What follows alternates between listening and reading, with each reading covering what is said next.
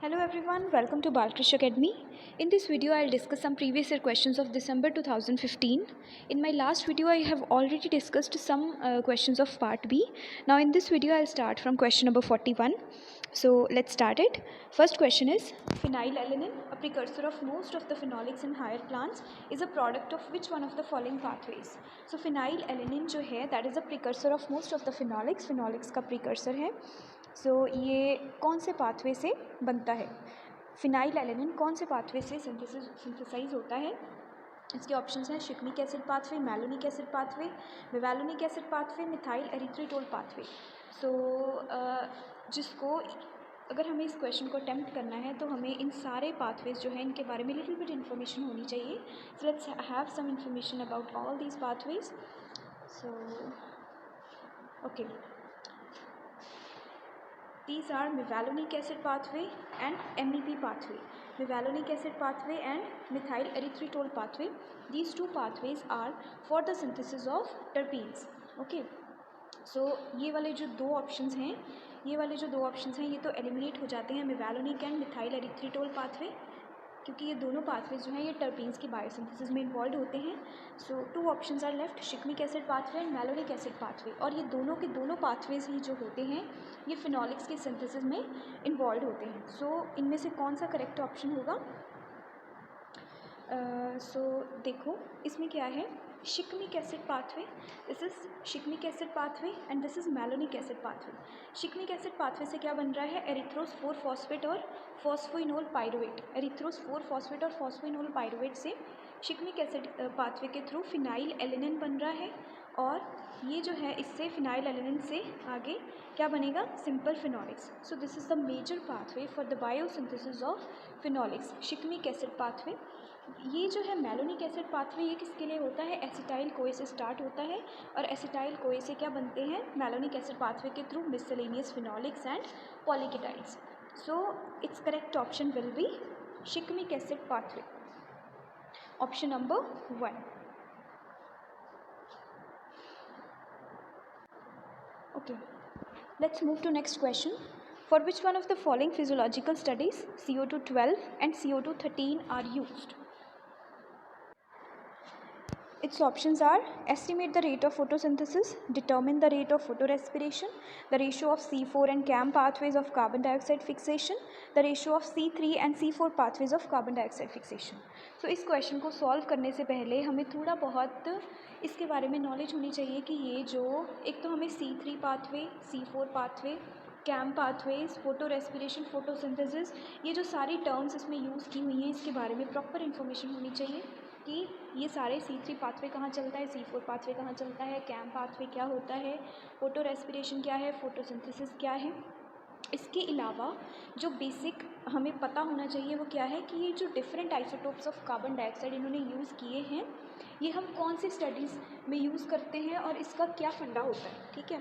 सो ये जो है ओके, तो जिसमें हम different isotopes of carbon dioxide use करते हैं, कार्बन के डिफरेंट आइसोटोप्स यूज़ करते हैं, उसको हम क्या बोलते हैं? Carbon isotope discrimination.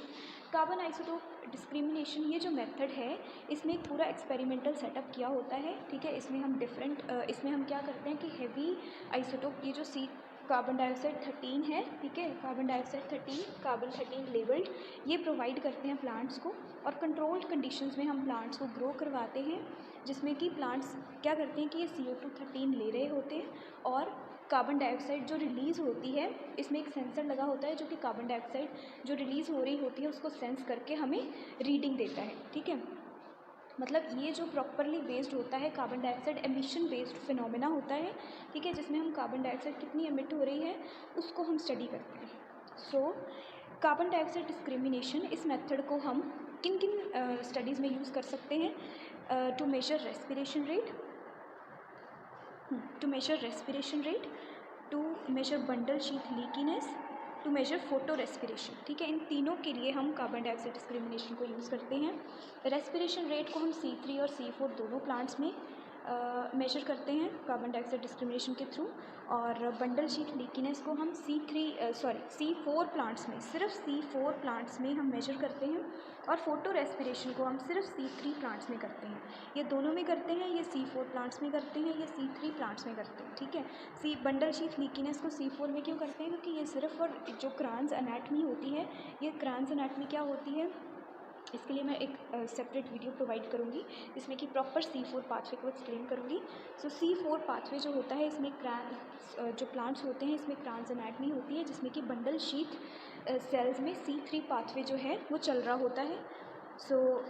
इसको हम बंडल शीट लीकीनेस को चेक करने के लिए यूज़ कर सकते हैं, या फिर फोटो रेस्पिरेशन को सिर्फ हम तभी मेजर कर सकते हैं इस मेथड के थ्रू जबकि सारे के सारे जो हैं, जब तक सारे फोटो रेस्पिरेशन जो सबस्ट्रेट्स हैं वो लेबल नहीं हो जाते, जब तक कम्प्लीटली लेबल नहीं हो जाते तब तक हम फोटो रेस्पिरेशन को इससे मेजर नहीं कर सकते। क्यों? क्योंकि इसमें जो कार्बन डाइऑक्साइड एमिट होगी, ठीक है, इसमें जो कार्बन डाइऑक्साइड एमिशन होती है वो दोनों माइटोकॉन्ड्रियल रेस्पिरेशन से भी होती है और फोटो रेस्पिरेशन से भी, ठीक है। सो इसमें हमें प्रॉपर इसके बारे में पता नहीं चलता कि कितनी फोटो रेस्पिरेशन हो रही है। सो अगर हम C4 प्लांट्स में देखें, सो this is the C4 pathway, this is C4 pathway. C4 pathway क्या होता है कि कार्बन डाइऑक्साइड कॉन्सेंट्रेशन मैकेनिज़्म होता है C4 पाथवे में। इसमें carbon dioxide, this is mesophyll cell, this is mesophyll cell, this is bundle sheath cell, ठीक है। मेसोफाइल सेल में क्या हो रहा है कि कार्बन डाइऑक्साइड आ रही है, कार्बन डाइऑक्साइड आई और इसमें क्या बना, C4 एसिड बना, और C4 एसिड जो है वो बंडल शीट सेल में जाके कार्बन डाइऑक्साइड रिलीज़ आउट कर देता है, और यही वाली जो कार्बन डाइऑक्साइड है जो कि यूज़ हो जाती है C3 पाथवे में, दिस इज़ केल्विन साइकिल, ठीक है, C3 पाथवे में यूज़ हो जाती है और हमारे शुगर्स बनते हैं इससे। तो ये जो फिनोमेना होता है, ये कार्बन डाइऑक्साइड कॉन्सेंट्रेशन मैकेनिज़्म होता है, ये है, यहाँ पे चलता है C4 पाथवे, यहाँ पे चलता है C3 पाथवे, ठीक है। तो कभी कभी क्या होता है कि कार्बन डाइऑक्साइड यहाँ पे ना जाके C3 पाथवे में ना एंटर होके बंडल शीट सेल से यहाँ से लीक हो जाती है, बाहर निकल जाती है, एमिट हो जाती है। तो इसी चीज़ को हम स्टडी कर सकते हैं ये कार्बन डाइऑक्साइड डिस्क्रिमिनेशन मेथड से, ठीक है। तो इससे हमें क्या पता चलेगा, मान लो यहाँ पे चल रहा है C4 पाथवे, यहाँ पे चल रहा है C3 पाथवे, ठीक है। तो अगर कार्बन डाइऑक्साइड यहाँ से रिलीज़ आउट हो गई, ठीक है, तो रिलीज़ आउट हो गई, बंडल शीट लीकीनेस हो रही है, तो क्या हो जाएगा, C4 C3 की रेशो, अगर C4 तो चल रहा है, C3 नहीं चल रहा है, ठीक है, C3 कम हो गया, तो इससे इसकी रेशो जो है वो क्या हो जाएगी, इंक्रीज़ हो जाएगी। तो मतलब C3 और C4 पाथवे की रेशो को भी हम मेजर करने के लिए यूज़ करते हैं ये वाला मेथड, कार्बन डाइऑक्साइड डिस्क्रिमिनेशन, ठीक है। बंडल शीट लीकीनेस को भी और C3 एंड C4 पाथवे को मेजर, इसकी रेशो को मेजर करने के लिए भी हम यूज़ करते हैं ये वाला मेथड। सो इसके अलावा रेस्पिरेशन रेट को मेजर करने के लिए, बंडल शीट लीकीनेस को मेजर करने के लिए, photorespiration when completely labelled, okay.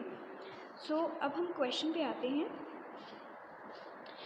So for which one of the following physiological studies CO2, 12 and 13 are used? First was estimate the rate of photosynthesis. अब ये वाला ऑप्शन जो है, देखो फोटोसिंथेसिस में क्या होता है कि कार्बन डाइऑक्साइड एमिट नहीं होती, कार्बन डाइऑक्साइड वो लेते हैं, ठीक है। सो फोटोसिंथेसिस को मेजर करने के लिए हम इस टेक्निक को यूज़ नहीं करते। Another one is, second option is determine the rate of photo respiration. अब इस ऑप्शन को हम होल्ड पे रखते हैं, फोटो रेस्पिरेशन वाले को। Next, the ratio of C4 and CAM pathways of carbon dioxide fixation. C4 और कैम पाथवेज की रेशो, अब पहली बात रेशो पूछी उन्होंने, और C4 और कैम पाथवेज एक ही प्लांट में नहीं होते, ये दोनों पाथवेज एक ही प्लांट में नहीं चलते। सो ये वाला ऑप्शन जो है ये भी एलिमिनेट हो जाता है। Next is ratio of C3 and C4 pathways of carbon dioxide fixation, ठीक है, ये तो हम देखते ही हैं, मैंने एक्सप्लेन कर चुकी हूँ मैं इसको पहले, the ratio of C3 and C4 pathways of carbon dioxide fixation. अब ये दो ऑप्शंस जो हैं ये हमें करेक्ट लग रहे हैं। अब इनमें से कौन सा वाला ज़्यादा करेक्ट ऑप्शन है, this one, C3 and C4 pathway of carbon dioxide fixation. ये जो सेकंड वाला है, determine the rate of photo respiration, इसमें एक कंडीशन होती है कि अगर कम्प्लीटली लेबल हो जाए तो हम फोटो रेस्पिरेशन को मेजर कर सकते हैं, अदरवाइज नहीं कर सकते, ठीक है। So it's correct option will B option number 4. Next question is, gibberellic acid controls seed germination by directing breakdown of stored starch. जो जिब्रेलिक एसिड है ये क्या करता है, सी टर्मिनेशन को कंट्रोल करता है by directing breakdown of stored starch. In which one of the following tissues of barley seed alpha amylase gene is induced in response to gibberellic acid. अब कौन से टिश्यू में अल्फा एमाइलेज जीन जो है ये induce होता है in response to gibberellic acid. So as you can see in this diagram कि ये क्या हो रहा है, यहाँ पे ये है जिब्रेलिक एसिड और जिब्रेलिक एसिड ने क्या किया, दिस इज़ ये जो आपको दिख रही है this is aleurone layer, this is whole endosperm, okay, this is scutellum. Okay, gibberellic acid जो है स्क्यूटैलम में बना, स्क्यूटैलम में से ये एल्यूरोन लेयर में एंटर कर जाता है और वहाँ पे कुछ ट्रांसक्रिप्शन फैक्टर्स जो हैं उनको इंड्यूस करता है और वो जो ट्रांसक्रिप्शन फैक्टर्स हैं ये क्या करते हैं, हाइड्रोलिटिक एंजाइम्स की सिंथेसिस करते हैं। ठीक है, इसमें है एक अल्फा एमाइलेज एंजाइम भी और वो अल्फा एमाइलेज एंजाइम जो है ये क्या करता है, स्टार्च को कन्वर्ट करता है शुगर्स में। ठीक है, स्टार्च की ब्रेक डाउन करता है और शुगर्स की सिंथेसिस होती है। So it's correct option will B aleurone layer, option number 3।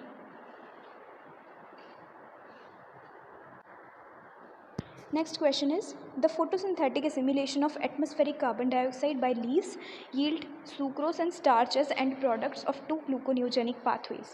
Gluconeogenic pathways से sucrose भी बनती है और starch बनती है, ठीक है, as end product that are physically separated होते हैं। ठीक है, now which one of the following combination of cell organelles are involved in such physical separation of the process?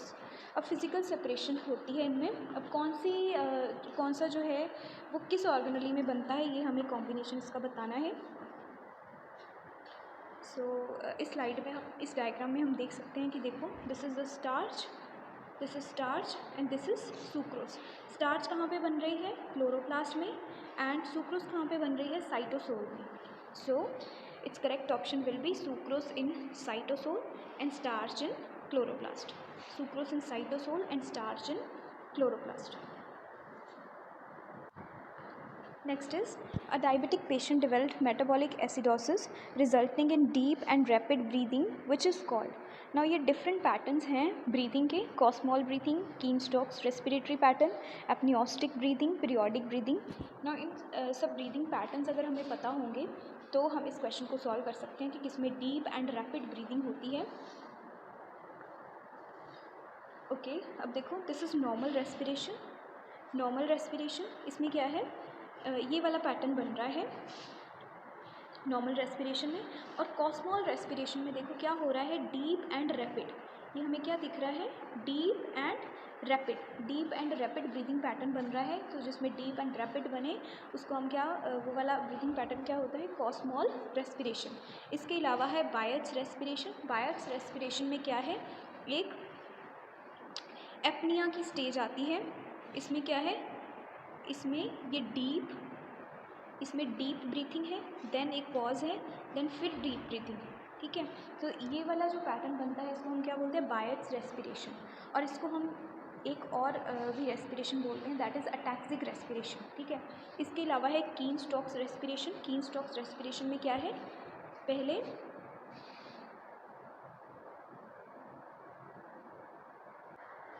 कीन-स्टोक्स respiration में रैपिड तो हैं, कीन-स्टोक रेस्पिरेशन में जो पैटर्न बनता है ये रैपिड ब्रीथिंग पैटर्न तो है। इसमें क्या है कि पहले less deep, then more deep, then फिर लेस डीप, ये वाला जो पैटर्न बनता है, देन फिर एक पॉज, देन फिर लेस डीप, फिर ज़्यादा डीप, फिर कम डीप। ठीक है, ये वाला जो पैटर्न बनता है इसको हम क्या बोलते हैं, कीन-स्टोक्स रेस्पिरेशन। उसके अलावा एक है एपनियोस्टिक रेस्पिरेशन, इसमें प्रोलॉन्ग्ड इंस्पिरेटरी टाइम होता है, प्रोलॉन्ग्ड इंस्पिरेटरी टाइम जिसमें हो, that is apneustic breathing. Now we can solve this question. Deep and rapid breathing pattern जो बनता है वो किस में बनता है, कॉस्मॉल ब्रीथिंग में। कीन-स्टोक्स में क्या था, कीन-स्टोक्स में पहले लेस डीप, देन ज़्यादा डीप, देन फिर लेस डीप, फिर एक पॉज, फिर यही वाला पैटर्न। और एपनियोस्टिक ब्रीथिंग में प्रोलॉन्ग्ड, ये वाला पैटर्न था प्रोलॉन्ग्ड वाला, और पीरियोडिक, ये वाली जो है ये पीरियोडिक की ही टाइप्स हैं। कीन-स्टोक्स एंड बायर्ट्स, ये दोनों पीरियोडिक रेस्पिरेशन की ही डिफरेंट टाइप्स हैं। ठीक है, so it's correct option will be 1, Kussmaul breathing. Next question is, which one of the following is not involve with the pacemaker potential of heart. अब इसमें से कौन सा चैनल जो है पेसमेकर पोटेंशियल के लिए रिस्पॉन्सिबल नहीं है, ठीक है, पेसमेकर पोटेंशियल में इन्वॉल्व नहीं होता। तो सबसे पहले हमें पता होना चाहिए कि पेसमेकर पोटेंशियल क्या है। हम ये वाली कर्व को देखें, कार्डियक पेसमेकर पोटेंशियल, इसमें ये वाली जो कर्व है, दिस वन, ये वाली जो कर्व है, this is called pacemaker potential, ठीक है। अब इसमें क्या हो रहा है कि -60 से मेम्ब्रेन पोटेंशियल जो है वो -40 तक जा रहा है, ठीक है। मतलब बिल्कुल स्मॉल चेंज है, ठीक है, बट इसमें क्या हुआ लेस हो रहा है, सॉरी ज़्यादा हो रहा है। मतलब इसमें क्या हुआ होगा कि पॉजिटिव आयंस इन्फ्लक्स हुए होंगे, ठीक है। तो इसमें कौन से पॉजिटिव आयंस इन्फ्लक्स होते हैं, कौन से चैनल्स इसमें इन्वॉल्व होते हैं और कौन से नहीं होते, ठीक है। देखो इसमें है slow influx of sodium channels. जो सोडियम चैनल्स के लिए रिस्पॉन्सिबल होते हैं वो कौन से होते हैं, दीज H चैनल्स, इसको हम क्या बोलते हैं, HCN चैनल्स भी बोलते हैं, हाइपर पोलराइजेशन इंड्यूस्ड, ठीक है, HCN चैनल्स भी बोलते हैं H चैनल्स को। इसके अलावा F चैनल्स होते हैं फनी चैनल्स, जो कि कार्डियक पोटेंशियल में इन्वॉल्व होते हैं। इसके अलावा ये दो बचे, that is transient calcium channels और लॉन्ग लास्टिंग कैल्शियम चैनल्स। अब ये बिल्कुल स्मॉल चेंज आता है, ट्रांजिएंट कैल्शियम चैनल्स मतलब बिल्कुल स्मॉल टाइम के लिए ओपन होते हैं, इसमें उसके बाद फिर बंद हो जाते हैं, ठीक है। So long lasting calcium channels जो काफ़ी देर तक खुले रहते हैं कैल्शियम चैनल्स, और इसमें कैल्शियम का बहुत ज़्यादा इन्फ्लक्स होता है, रैपिड इन्फ्लक्स होता है। सो वो वाले जो हैं लॉन्ग लास्टिंग कैल्शियम चैनल्स वो इसमें इन्वॉल्व नहीं होते, ट्रांजिएंट कैल्शियम चैनल्स इसमें इन्वॉल्व होते हैं। इसके बाद ये वाला जो है prolonged rapid influx of calcium, इसमें इन्वॉल्व होते हैं लॉन्ग लास्टिंग वाले। सो इसमें एक तो सोडियम चैनल्स, ठीक है, जो कि कौन से होते हैं, H चैनल्स, इसके अलावा funny channels and transient calcium channels, ये 3 चैनल्स जो हैं वो इन्वॉल्व होते हैं। लॉन्ग लास्टिंग कैल्शियम चैनल्स वो इसके बाद ओपन होते हैं, पेसमेकर पोटेंशियल के बाद। सो it's correct option will B long lasting calcium channels, जो कि इन्वॉल्व नहीं होते पेसमेकर पोटेंशियल ऑफ हार्ट में। Next is, you are asked to identify the stage of estrus cycle in vaginal smear of mouse containing large number of leukocytes and very few nucleated epithelial cells। अब इसमें क्या है, large number of, ये क्या है, vaginal smear है mouse का, estrus cycle in vaginal smear of mouse हमें आइडेंटिफाई करनी है स्टेज, एंड जिसमें कि लार्ज नंबर ऑफ ल्यूकोसाइट्स हों और very few number of nucleated epithelial cells हों। ये एक स्टेज आइडेंटिफाई करनी है हमने जिसमें कि लार्ज नंबर ऑफ ल्यूकोसाइट्स हों और very few nucleated epithelial cells हों। Which one of the following will be the correct stage of oestrus cycle. So हम इस डायग्राम में देखें तो ये स्टेजेस हैं एस्ट्रस साइकिल की, pro oestrus stage, oestrus, meta oestrus and di oestrus. अभी ये वाले जो आपको दिख रहे हैं ये है न्यूक्लिएटेड एपिथेलियल सेल्स, ये है कॉर्निफाइड एपिथेलियल सेल्स, ये है ल्यूकोसाइट सेल। ओके, जो प्रो एस्ट्रस होती है, प्रो एस्ट्रस में मोस्टली और सारे ही, या फिर समझ लो कि आपको क्या दिखते हैं, न्यूक्लिएटेड एपिथेलियल सेल्स। उसके अलावा एस्ट्रस जो स्टेज है इसका क्या होता है कि इसमें कॉर्निफाइड एपिथेलियल सेल्स हमें दिखते हैं। प्रो एस्ट्रस में nucleated epithelial sales, cornified epithelial cells दिखते हैं हमें एस्ट्रस में। उसके अलावा मेटा एस्ट्रस में दोनों होते हैं, ल्यूकोसाइट्स भी और न्यूक्लिएटेड एपिथेलियल सेल्स भी। मेटा एस्ट्रस में ल्यूकोसाइट्स भी और न्यूक्लिएटेड एपिथेलियल सेल्स भी। इसके अलावा है डाई एस्ट्रस में मोस्टली आपको क्या दिखते हैं, सिर्फ और सिर्फ ल्यूकोसाइट्स प्लस बिल्कुल वेरी फ्यू एपिथेलियल सेल्स। तो हमें यही तो देखना था कि कौन सी वाली स्टेज में हमें क्या दिखते हैं, लार्ज नंबर ऑफ ल्यूकोसाइट्स और very few nucleated epithelial sales. तो इनमें से कौन सी वाली स्टेज है वो वाली, डाई एस्ट्रस स्टेज।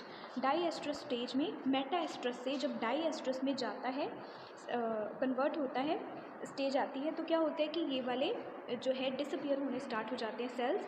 कौन से वाले, एपिथेलियल सेल्स डिसअपियर होने स्टार्ट हो जाते हैं और ल्यूकोसाइट सेल्स का नंबर इंक्रीज़ होना स्टार्ट हो जाता है। तो लेट डाई एस्ट्रस स्टेज तक क्या होता है कि ल्यूकोसाइट सेल्स का नंबर इंक्रीज़ हो जाता है और जो एपिथेलियल सेल्स हैं वो बहुत फ्यू हमें दिखते हैं।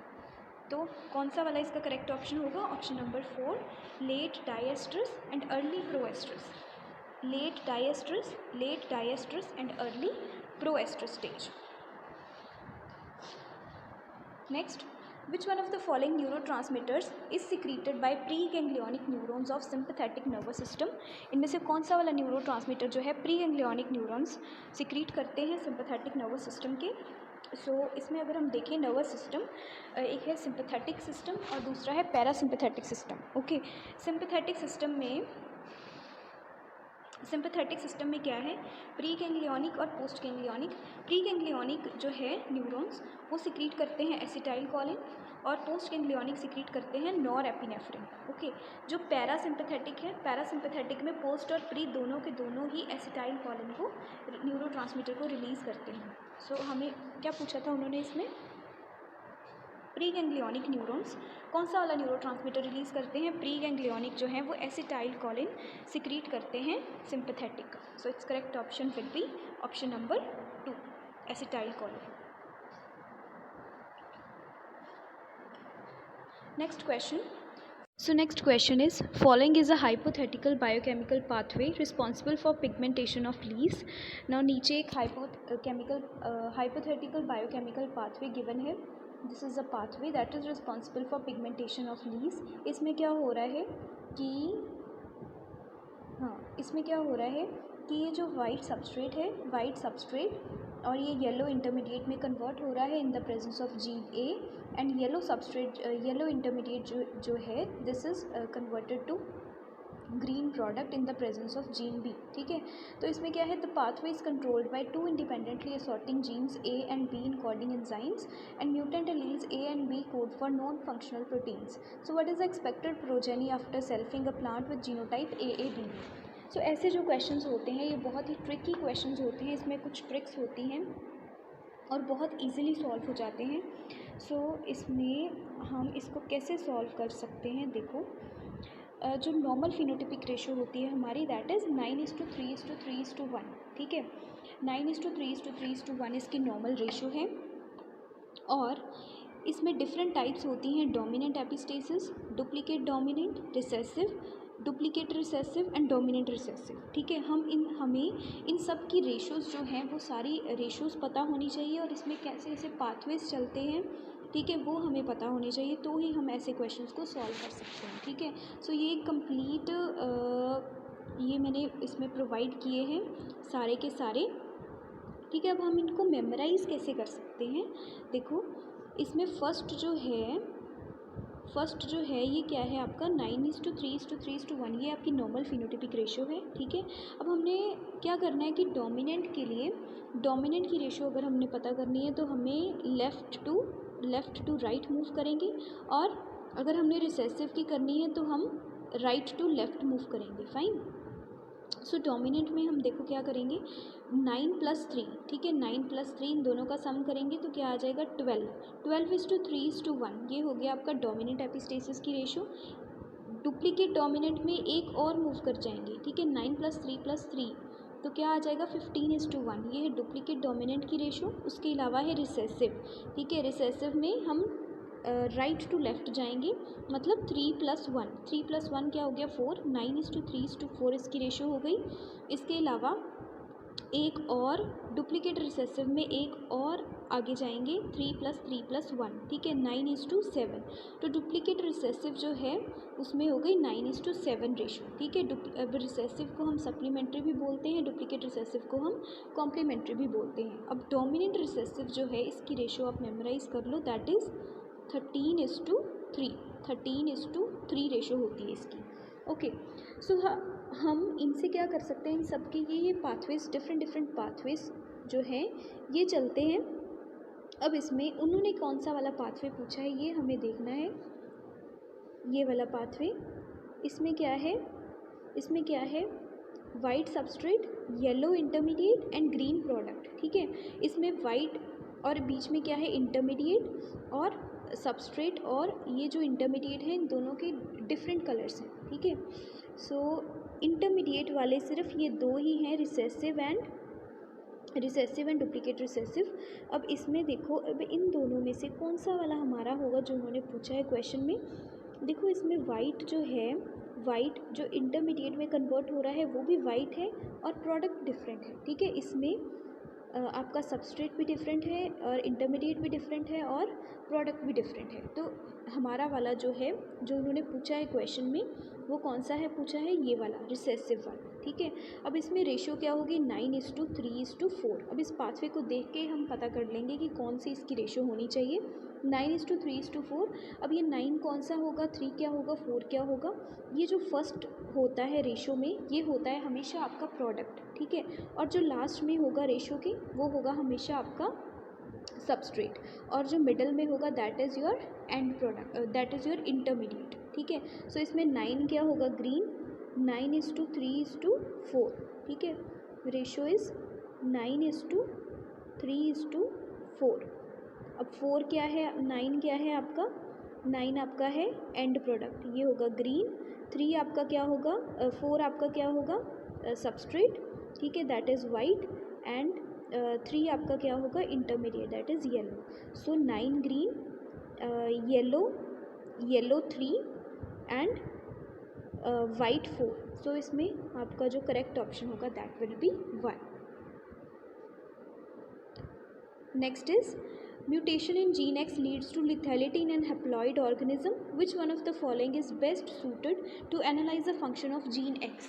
अब X जीन है, उसमें म्यूटेशन हो गई तो उससे क्या हो गई, lethality. Lethality means lethal elements कौन से होते हैं जिसमें म्यूटेशन हो जाए तो that are responsible for the death of organism, ठीक है।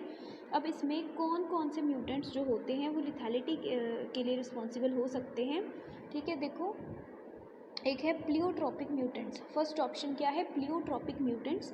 प्लियोट्रॉपी क्या होती है, जिसमें एक सिंगल जीन का जो इफ़ेक्ट होता है मोर देन 1 करेक्टर के ऊपर होता है, ठीक है। मतलब एक सिंगल जीन जो है वो डिफरेंट करेक्टर्स के लिए रिस्पॉन्सिबल होता है अगर उसमें म्यूटेशन हो जाए। For example frizzle trait in chickens, ठीक है। चिकन्स में फ्रिजल ट्रेट मतलब फ्रिजल ट्रेट होता है चिकन्स में। उसमें एक तो अगर उसमें म्यूटेशन हो जाए, ठीक है, तो क्या हो सकता है, एक तो फेदर्स डिफेक्टिव होते हैं, ठीक है, उसमें डिफेक्टिव फेदर्स प्रोडक्शन होती है। और उसके अलावा और भी उसके सेकेंडरी इफ़ेक्ट्स होते हैं, गुड और बैड दोनों ही होते हैं, ठीक है। गुड इफ़ेक्ट में क्या हो सकते हैं कि वार्म टेम्परेचर्स के लिए उनकी अडेप्टेशन जो है वो इंक्रीज़ हो जाती है, ठीक है। और बैड में क्या होता है कि उनका मेटाबॉलिक रेट इंक्रीज़ हो जाता है, decreased egg laying, changes in heart, kidney and spleen. So मतलब इसमें अगर म्यूटेशन आ जाए, प्लियोट्रॉपिक म्यूटेंट्स में अगर म्यूटेशन आ जाए तो इसमें क्या हो सकता है कि आपका करेक्टर चेंज हो सकता है, ठीक है, बट ये लिथैलिटी के लिए रिस्पॉन्सिबल नहीं होता। सो ये वाला ऑप्शन जो है ये एलिमिनेट हो जाता है आपका प्लियोट्रॉपिक। इसके अलावा अदर है रिसेसिव म्यूटेंट्स। रिसेसिव म्यूटेंट्स क्या होते हैं, इसमें ये तभी लीथल हो सकते हैं रिसेसिव वाले अगर ये होमोजाइगस स्टेट में प्रेजेंट हो, ठीक है। अब इसमें इन्होंने कुछ भी होमोजाइगस वाला तो कुछ बताया ही नहीं हुआ, सिंपल एक जीन है उसमें म्यूटेशन हो गई तो वो लिथैलिटी के लिए रिस्पॉन्सिबल है, वो भी हैप्लॉइड ऑर्गेनिज्म में, ठीक है। तो रिसेसिव म्यूटेंट्स आपका ये वाला ऑप्शन भी एलिमिनेट हो जाता है। म्यूटेंट्स विद लो पेनिट्रेंस, अब इसका लिथैलिटी से कोई कनेक्शन ही नहीं है, क्योंकि पेनिट्रेंस जो है, पेनिट्रेंस का मतलब क्या हुआ कि कितने इंडिविजुअल्स एक जीन को शो करने के लिए कैपेबल हैं और उसमें से कितने शो कर पा रहे हैं, ठीक है, दैट इज़ पेनिट्रेंस। जैसे कि 20 इंडिविजुअल्स में, ठीक है, 100 इंडिविजुअल्स में एक जीन प्रेजेंट है और उसमें से सिर्फ और सिर्फ 20 ही इंडिविजुअल्स हैं वो जो जीन को एक्सप्रेस कर पा रहे हैं, फिनोटाइप को एक्सप्रेस कर पा रहे हैं। दैट मीन्स कि उसकी कितनी पेनिट्रेंस है, 20%, ठीक है। तो इससे हम लिथैलिटी को तो इसका कोई कनेक्शन ही नहीं है कि किसी की लो पेनिट्रेंस है या हाई पेनिट्रेंस है तो उससे वो लीथल हो जाएगा, ठीक है। सो म्यूटेंट्स स्पेशली विद लो पेनिट्रेंस, सो इससे ये वाला ऑप्शन जो है ये भी एलिमिनेट हो जाता है। म्यूटेंट्स विद लो पेनिट्रेंस ये भी एलिमिनेट हो गया, ये भी एलिमिनेट हो गया, तो बचा सिर्फ ये वाला टेम्परेचर सेंसिटिव म्यूटेंट्स। अब टेम्परेचर सेंसिटिव म्यूटेंट्स जो है ये कैसे लिथैलिटी के लिए रिस्पॉन्सिबल है। मान लो कि कोई जीन है जो कि टेम्परेचर सेंसिटिविटी के लिए या टेम्परेचर रेजिस्टेंस के लिए रिस्पॉन्सिबल है, ठीक है।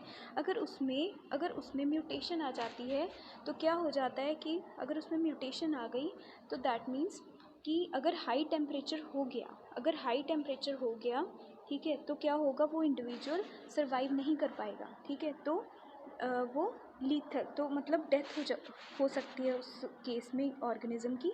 सो उस केस में क्या है, टेम्परेचर सेंसिटिव म्यूटेंट्स जो हैं वो लिथैलिटी के लिए रिस्पॉन्सिबल होते हैं, ठीक है। सो ये लिथैलिटी में भी एक टाइप है, दैट इज़ कंडीशनल लिथैलिटी, ठीक है। So it's correct option will B temperature sensitive mutants. Next is the following pedigree chart shows inheritance of given trait.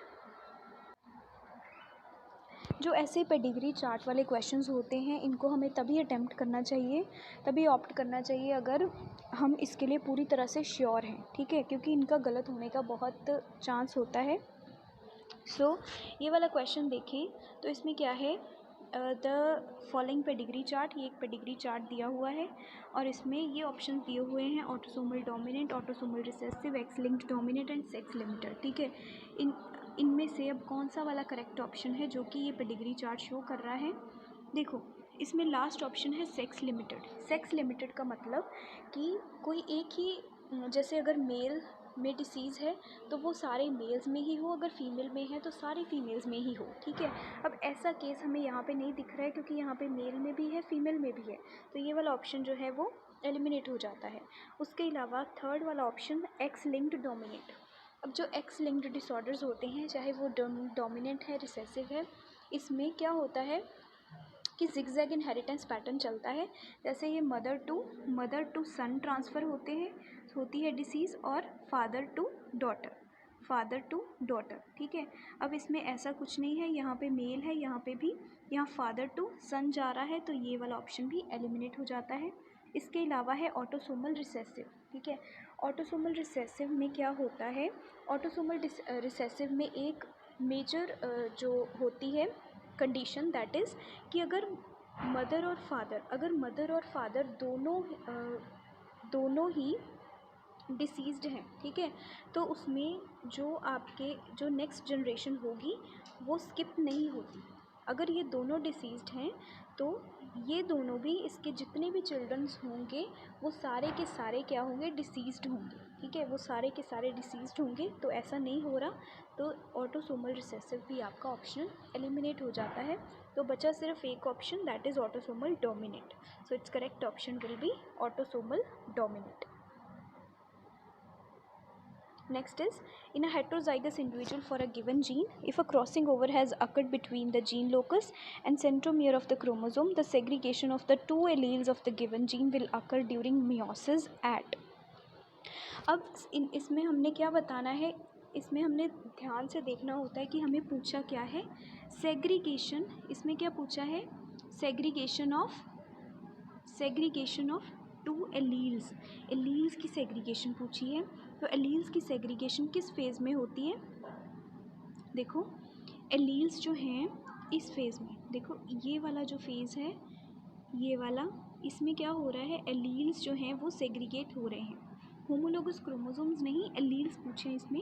Alleles जो हैं वो सेग्रीगेट हो रहे हैं किस फेज़ में, एनाफेज़ 2 में, ठीक है। तो इसका करेक्ट ऑप्शन क्या होगा, anaphase 2 only, anaphase 2। Next is, most members of bryophyte phylum Anthocerophyta are characterised by. अब एंथोसीरोफाइटा फाइलम, ये नॉलेज बेस्ड क्वेश्चन है। एंथोसीरोफाइटा, इसके बारे में हमें पता होना चाहिए, तभी हम इस क्वेश्चन को अटेम्प्ट कर पाएंगे। एंथोसीरोफाइटा देखो क्या है,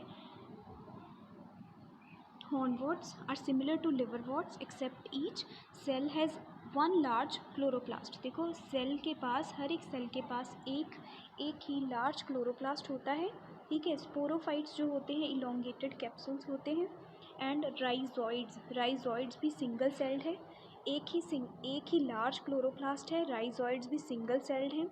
गैमीटोफाइट्स thalloid, specialised conducting tissue absent, sporophytes with stomata, sporangia dehiscens to disperse spores, elater like structures present, ठीक है।